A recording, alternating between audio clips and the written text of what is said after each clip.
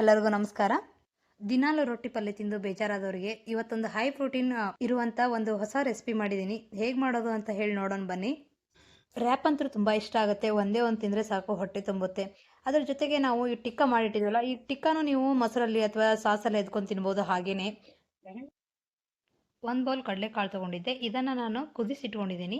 ನೋಡಿ, ಇವಾಗ ಒತ್ತಿದ್ರೆ ಫುಲ್ ಸ್ಮೂತಾಗಿ ಇದಾಗುತ್ತೆ. ಈ ಥರ ಸ್ಮೂತಾಗಿ ಕುದಿಸ್ಕೊಂಡು ಇಟ್ಕೋಬೇಕು. ಇದ್ರ ಜೊತೆ 2 ಬೀಟ್ರೂಟ್ ಕುದಿ ಹಾಕಿದ್ದೆ. ಅದರ ನೋಡಿ, ಈಗ ಆಲ್ರೆಡಿ ಅದು ಕುದ್ದಿದೆ. ಅದ್ರ ಮೇಲೆ ಸಿಪ್ಪಿ ಬೀಟ್ರೂಟ್ ಕೂಡ ತುಂಬ ಸ್ಮೂತಾಗಿರಬೇಕು. ಹಾಗಾಗಿ ನೀಟಾಗಿ ಕುದಿಸ್ಕೊಂಡು ಇಟ್ಕೋಬೇಕು. ಇದನ್ನು ಒಂದು 4-5 ವಿಜಿಲ್ ಅಂದರೂ ಆಗಲೇಬೇಕು ಇದಕ್ಕೆ. ಬೀಟ್ರೂಟಿಗೆ ಸಪ್ರೇಟಾಗಿ ಕುದಿಸ್ಕೊಂಡ್ರೆ ತುಂಬ ಒಳ್ಳೆಯದು. ಇದು ಹೈ ಪ್ರೋಟೀನ್ ಇರೋದ್ರಿಂದ ನಮಗೆ ಲಂಚ್ ಟೈಮು, ಆಮೇಲೆ ಟಿಫನ್ ಟೈಮಿಗೆ, ಆಮೇಲೆ ಡಿನ್ನರ್ ಟೈಮಿಗೆ ಯಾವಾಗಾದರೂ ಮಾಡ್ಕೋಬೋದು. ಅಷ್ಟು ಒಳ್ಳೆಯದು ಇದು ಹೆಲ್ತಿಗೆ.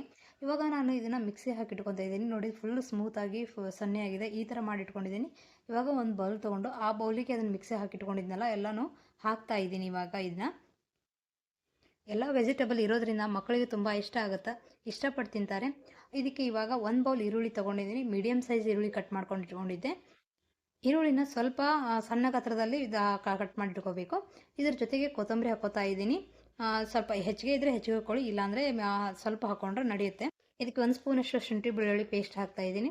ಜೊತೆಗೆ ಖಾರದ ಪುಡಿ 1 ಸ್ಪೂನು, 1 ಸ್ಪೂನ್ ಗರಂ ಮಸಾಲ, ಜೊತೆಗೆ 1 ಸ್ಪೂನ್ ಜೀರಿಗೆ ಪುಡಿ ತೊಗೊಂಡಿದ್ದೀನಿ. ಇದ್ರ ಜೊತೆಗೆ ಪೇಪರ್ ಪೌಡ್ರ್ ತೊಗೊಂಡಿದ್ದೀನಿ 1 ಸ್ಪೂನಷ್ಟು. ಇದ್ರ ಜೊತೆಗೆ ಸ್ವಲ್ಪ ಹಿಂಗೆ ಹಾಕೋತಾ ಇದ್ದೀನಿ. ಇದ್ರೆ ಹಾಕ್ಕೊಳ್ಳಿ, ಇಲ್ಲಾಂದರೆ ಸ್ಕಿಪ್ ಮಾಡಿ. ಆಮೇಲೆ ಇದ್ರ ಜೊತೆಗೆ 1 ಬೌಲ್ ಶೇಂಗಾ ಕಾಳು ತೊಗೊಂಡಿದ್ದೀನಿ. ಆ ಶೇಂಗಾ ಕಾಳನ್ನ ಹುರಿದು ಪುಡಿ ಮಾಡಿಕೊಂಡು, ಸ್ವಲ್ಪ ಜಾಸ್ತಿ ಪುಡಿ ಅಲ್ಲ, ಸ್ವಲ್ಪ ಪುಡಿ ಮಾಡ್ಕೊಂಡು ಇಟ್ಕೊಂಡಿದ್ದೀನಿ. ಸಿಪ್ಪೆ ತೆಗೆದು ಪುಡಿ ಮಾಡಿ ಇಟ್ಕೊಂಡಿದ್ದೀನಿ. ಅದನ್ನು ಹಾಕೋತಾ ಇದ್ದೀನಿ. ಇದ್ರ ಜೊತೆಗೆ ರುಚಿಗೆ ತಕ್ಕಷ್ಟು ಉಪ್ಪು ಹಾಕೋತಾ ಇದ್ದೀನಿ. ಇನ್ನು ಲಿಂಬೆಹಣ್ಣು ತೊಗೊಂಡಿದ್ದೀನಿ. ಇನ್ನು ಲಿಂಬೆಹಣ್ಣಲ್ಲಿ ಅರ್ಧ ಲಿಂಬೆಹಣ್ಣಿನ ಪೂರ್ತಿ ರಸನ ಹಾಕಬೇಕು ಇದಕ್ಕೆ. ನೋಡಿ, ಆಮೇಲೆ 2-3 ಸ್ಪೂನು ಪುಟಾಣಿ ಹಿಟ್ಟು ತೊಗೊಂಡಿದ್ದೀನಿ. ಇದನ್ನು ಕಲಿಸ್ಕೊಳ್ಳುವಾಗ ಸ್ವಲ್ಪ ನೀರು ಆಯ್ತಂದರೆ ಇನ್ನು ಸ್ವಲ್ಪ ಹಾಕ್ಕೋಬೋದು, ಇಲ್ಲಾಂದರೆ ಅದು ಗಟ್ಟಿ ಆಯ್ತಂದರೆ ಬೇಡ. ಹಾಗಾಗಿ ನೋಡ್ಕೊಂಡು ಹಾಕೊಳ್ಳೋಣ ಅಂತ ಹೇಳಿ ನಾನು 2-3 ಸ್ಪೂನ್ ಹಾಕ್ಕೊಂಡಿದ್ದೀನಿ.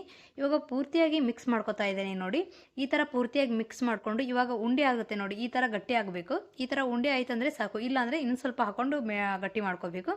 ಇವಾಗ ನೋಡಿ, ಒಂದು ಉಳಿಯಷ್ಟು ತೊಗೊಂಡು ಪೂರ್ತಿಯಾಗಿ ಇದನ್ನು ಟಿಕ್ಕಾ ಟೈಪ್ ಮಾಡ್ತಾ ಇದ್ದೀನಿ. ಈ ಥರ ನೀಟಾಗಿ ಅಗ್ಲಂಗೆ ಮಾಡ್ಕೊಂಡು ಇಟ್ಕೋಬೇಕು. ನೋಡಿ, ಈ ಥರ ಮಾಡಿ ಇಟ್ಕೊಂಡಿದ್ದೀನಿ ಇವಾಗ ನಾನು.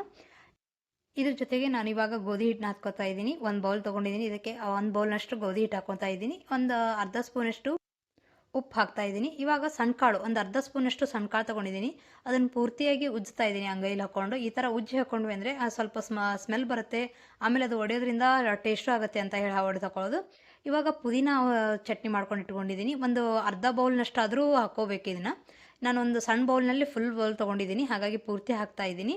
ಇದನ್ನು ಹಾಕ್ಕೊಂಡು ಪೂರ್ತಿಯಾಗಿ ಮಿಕ್ಸ್ ಮಾಡ್ಕೊತಾ ಇದ್ದೀನಿ. ನೋಡಿ, ಮಿಕ್ಸ್ ಮಾಡ್ಕೊಂಡು ನಾವು ಸೇಮ್ ಚಪಾತಿ ಮಾಡ್ತೀವಲ್ಲ ಅದೇ ರೀತಿಯಾಗಿ ನಾದ್ಕೋಬೇಕು. ಅದೇ ಹದದಲ್ಲಿ ಮಾಡ್ಕೊಂಡು ಸೈಡ್ ಇಡ್ತಾ ಇದ್ದೀನಿ. ಇವಾಗ ಸ್ಟವ್ ಮೇಲೆ ಒಂದು ಪ್ಯಾನ್ ಇಟ್ಟಿದ್ದೀನಿ. ಇದಕ್ಕೆ ಒಂದು ಸ್ವಲ್ಪ ಎಣ್ಣೆ ಹಾಕ್ತಾ ಇದ್ದೀನಿ. ಒಂದು ಅರ್ಧ ಸ್ಪೂನಷ್ಟು ಹಾಕಿದ್ದೀನಿ. ಇವಾಗ ನಾನು ಅದನ್ನು ಟಿಕ್ಕ ಮಾಡಿಟ್ಟಿದ್ನಲ್ಲ ಅದನ್ನೇ ಇದರೊಳಗೆ ಒಂದೊಂದೇ ಹಾಕ್ತಾ ಇದ್ದೀನಿ. ನೋಡಿ, ಈ ಥರ ಲೋ ಫ್ಲೇಮ್ನಲ್ಲಿ ಒಂದು 5-10 ನಿಮಿಷನಾದರೂ ಬೇಯಬೇಕಿದು. ನೋಡಿ, ಈ ಥರ ಒಂದೊಂದೇ ಆಗಿಟ್ಟು ಸ್ವಲ್ಪ ಮುಚ್ಚಳ ಬಾಯಿ ಮುಚ್ಚಿಟ್ಬಿಟ್ರೆ ಸಾಕು. ಒಂದು 5 ನಿಮಿಷ ಬೆಂದಾದಮೇಲೆ ಇವಾಗ ಮತ್ತೆ ನಾನು ತಿರುಗಿಸಿ ಹಾಕ್ತಾ ಇದ್ದೀನಿ. ನೋಡಿ, ಇನ್ನು ಈ ಒಂದು ಮೈ ಬೆಂದಿದ್ದಲ್ಲ, ಇವಾಗ ಇನ್ನೊಂದು ಮೈ ಹಾಕಬೇಕು. ಹಾಗಾಗಿ ಹೊಳ್ಳೆ ಹಾಕ್ತಾ ಇದ್ದೀನಿ. ನೋಡಿ, ನೀಟಾಗಿ ಬಂದಿದೆ. ಇವಾಗ ಮೇಲೆ ಸ್ವಲ್ಪ ಮತ್ತೆ ಎಣ್ಣೆ ಹಾಕ್ತಾ ಇದ್ದೀನಿ. ಜಾಸ್ತಿ ಏನು ಹಾಕೋದು ಬೇಡ ಇದಕ್ಕೆ, ಸ್ವಲ್ಪ ಬೆಂದರೆ ಸಾಕು. ಎಲ್ಲ ಬೆಂದಿದ್ವೇ ಇದಾವಲ್ಲ, ಹಾಗಾಗಿ ಜಾಸ್ತಿ ಬೇಯಿಸೋದು ಅವಶ್ಯಕತೆ ಇರೋಲ್ಲ. ಇವಾಗ ನಾನು ಚಪಾತಿ ಮಾಡ್ಕೊತಾ ಇದ್ದೀನಿ. ಆಲ್ರೆಡಿ ಹಿಟ್ಟನ್ನ ಇಟ್ಟಿದ್ವಲ್ಲ ಅದನ್ನೇ ದೊಡ್ಡದಾಗಿ ಚಪಾತಿ ಮಾಡಿ ಇಟ್ಕೊತಾ ಇದ್ದೀನಿ. ನೋಡಿ, ಈ ಥರ ಪುದೀನ ಅದು ಇರೋದ್ರಿಂದ ಎಲ್ಲ ವಿಟಮಿನ್ಸ್ ಎಲ್ಲ ಜಾಸ್ತಿ ಇರುತ್ತೆ. ಹಾಗಾಗಿ ದೇಹಕ್ಕೂ ಒಳ್ಳೆಯದು, ಆರೋಗ್ಯಕ್ಕೂ ಒಳ್ಳೆಯದು. ಈ ಥರ ನಾವು ಹುಡುಗರಿಗೆ ಲಂಚಿಗೆ ಕಟ್ಬೋದು, ನಮಗೆ ಡಿನ್ನರ್ ಟೈಮ್ಗೂ ಆಗುತ್ತೆ, ಆಮೇಲೆ ಬೆಳಗ್ಗೆ ಸ್ನ್ಯಾಕ್ಸ್ಗೂ ಆಗುತ್ತೆ, ಚೆನ್ನಾಗಿ ಆಗುತ್ತೆ. ಒಂದು ಸಾರಿ ಮಾಡಿ ಚೆನ್ನಾಗಿರುತ್ತೆ. ಬನ್ನಿ, ಇದು ಇವಾಗ ಚಪಾತಿ ಮಾಡಿದ್ನಲ್ಲ ಅದನ್ನು ಬೇಯಿಸಿಟ್ಕೊಂಡಿದ್ದೀನಿ. ಇವಾಗ ನಾವು ಆಲ್ರೆಡಿ ಟಿಕ್ಕ ಮಾಡಿದ್ನಲ್ಲ ಅದು ತೆಗೆದಿಟ್ಕೊಂಡಿದ್ದೀನಿ. ಅದಕ್ಕೆ ಸ್ವಲ್ಪ 2 ಏಲಕ್ಕಿಸ್ ತೊಗೊಂಡಿದ್ದೀನಿ. ಅದನ್ನು ಕಟ್ ಮಾಡಿ ಚಪಾತಿ ಮೇಲೆ ಇಟ್ಟಿದ್ದಾನಲ್ಲ ಇಟ್ಟು ಅದಕ್ಕೆ ಸ್ವಲ್ಪ ಸಾಸ್ ಹಾಕಿ, ನಿಮ್ಮ ಕಡೆ ಯಾವ ಸಾಸ್ ಅವೈಲೇಬಲ್ ಇರುತ್ತೋ ಅದನ್ನು ಹಾಕೋಬೋದು. ಇವಾಗ ಅದು ಟಿಕ್ಕ ಮಾಡಿ ಇಟ್ಟಿದ್ನಲ್ಲ ಅದನ್ನು ಇಡ್ತಾ ಇದ್ದೀನಿ. ಅದರ ಮೇಲೆ ಸ್ವಲ್ಪ ಸಾಸ್ ಹಾಕ್ತಾ ಇದ್ದೀನಿ. ಇದ್ರ ಜೊತೆಗೆ ನಾನು ಎಲೆಕೋಸು ಕಟ್ ಮಾಡಿ ಇಟ್ಟಿದ್ದೆ, ಅದನ್ನು ಬೀಟ್ರೂಟಲ್ಲಿ ಸ್ವಲ್ಪ ಅಂದಿದ್ದೀನಿ, ಹಾಗಾಗಿ ಕಲರ್ ಸ್ವಲ್ಪ ಚೇಂಜ್ ಆಗಿದೆ. ಇವಾಗ ಅದರ ಮೇಲೆ ಒಂದು ಟೊಮ್ಯಾಟೊ, ಇದ್ರ ಜೊತೆಗೆ ಒಂದು ಸೌತೆಕಾಯಿದು ಮೇಲ್ಗಡೆ ಸಿಪ್ಪಿ ತೆಗೆದಿಟ್ಟಿದ್ದೆ ನಾನು, ಹಾಗಾಗಿ ಒಂದು ಸೌತೆಕಾಯಿ ಇಡ್ತಾ ಇದ್ದೀನಿ. ಆ ಕಡೆ ಒಂದು ಎರಡು ಸೈಡ್ ಇಡ್ತಾ ಇದ್ದೀನಿ. ಇವಾಗ 2 ಕಡೆ ಇದನ್ನ ಇಟ್ಟಿದ್ದೀನಿ ಟಿಕ್ಕಾನ, ಹಾಗಾಗಿ 2 ಸೈಡ್ ಇಟ್ಟಿದ್ದೀನಿ. ಜೊತೆಗೆ ಇದಕ್ಕೆ ಚೀಸ್ ಹಾಕ್ತಾ ಇದ್ದೀನಿ. ಚೀಸ್ ಅಂತೂ ಎಲ್ರಿಗೂ ಇಷ್ಟ ಆಗುತ್ತೆ ಅಲ್ವಾ. ಆಮೇಲೆ ಅದು ಫುಲ್ ಫ್ರೈ ಆದಮೇಲೆ ಅಂದರೂ ಫುಲ್ ಚೆನ್ನಾಗಿ ಬರುತ್ತೆ, ಹಾಗಾಗಿ ಎಲ್ಲರಿಗೂ ಇಷ್ಟ ಆಗುತ್ತಲ್ಲ. ಇವಾಗ ಇದ್ರ ಎರಡು ಕಡೆದ್ದೂ ಈ ಕಡೆ ಇಟ್ಟಿದ್ದೀನಲ್ಲ ಅದ್ರ ಮಿಡ್ಲು ಮಡಿಸ್ತಾ ಇದ್ದೀನಿ ನೋಡಿ, ನೀಟಾಗಿ ಒತ್ತಿಯಾಗಿ ಪೂರ್ತಿ ಗಟ್ಟಿಯಾಗಿ ಮಡ್ಚ್ಕೋಬೇಕು. ಇವಾಗ ಅದ್ರ ಮೇಲ್ಗಡೆನ ಒಂದು ಭಾಗನ ಹೊಳಿಸಿ ಹಾಕೋಬೇಕು. ಈ ಥರ ಹೊಳಿಸಿ ಹಾಕೊಂಡ್ಮೇಲೆ ನೋಡಿ ಬರುತ್ತೆ. ಈ ಥರ ನೀಟಾಗಿ ಗಟ್ಟಿಯಾಗಿ ಮಾಡ್ಕೋಬೇಕು. ಇದನ್ನು ಪೂರ್ತಿಯಾಗಿ ಒಳಗಡೆ ತುಂಬಿದ್ದ ಎಲ್ಲ ಐಟಮ್ ಹೊರಗಡೆ ಬರಬಾರ್ದು, ನಾವು ತಿನ್ನೋದಿಲ್ಲ. ಹಾಗಾಗಿ ಪೂರ್ತಿಯಾಗಿ ಗಟ್ಟಿಯಾಗಿ ಮಾಡ್ಕೋಬೇಕು. ಇವಾಗ ಮತ್ತೆ ತವಾ ಇಟ್ಟಿದ್ದೀನಿ. ತವಾ ಮೇಲೆ ಫುಲ್ ಫ್ರೈ ಮಾಡ್ತಾ ಇದ್ದೀನಿ. ಒಂದು ಸ್ವಲ್ಪ ಎಣ್ಣೆ ಹಾಕಿದ್ದೀನಿ, ಜಾಸ್ತಿ ಅಲ್ಲ. ಇವಾಗ ನೋಡಿ ಒಂದು ಮೈ ಫ್ರೈ ಮಾಡ್ತಾ ಇದ್ದೀನಿ. ಇವಾಗ ಅದೇ ಸೇಮೆ ಇನ್ನೊಂದು ಸೈಡ್ ಹೊಳಿಸಿ ಹಾಕ್ಕೋಬೇಕು. ಇದೇ ಥರ ಫುಲ್ಲು ಗಟ್ಟಿಯಾಗಿ ಬರಬೇಕು, ಶಕ್ಕೆ ಟೈಪು ಆ ಥರ ಮಾಡ್ಕೋಬೇಕು. ನೋಡಿ ಇವಾಗ ಬಂದಿದೆ, ಎಷ್ಟು ಚೆನ್ನಾಗಿ ಬಂದಿದೆ. ಒಂದು ಸಾರಿ ತಿಂತಾಯಿದ್ರೆ ತಿಂತಾನೆ ಇರ್ಬೇಕು ಅನಿಸುತ್ತೆ. ಎಲ್ಲ ವಿಟಮಿನ್ ಇರೋದು. ಈ ಪಿಜ್ಜಾ ಬರ್ಗರ್ಕಿನ್ನ ತುಂಬ ಟೇಸ್ಟಿಯಾಗಿದೆ, ತುಂಬ ಹೆಲ್ದಿಯಾಗಿದೆ. ನೀವು ಒಂದು ಸಾರಿ ಮಾಡ್ಕೊತೀನಿ.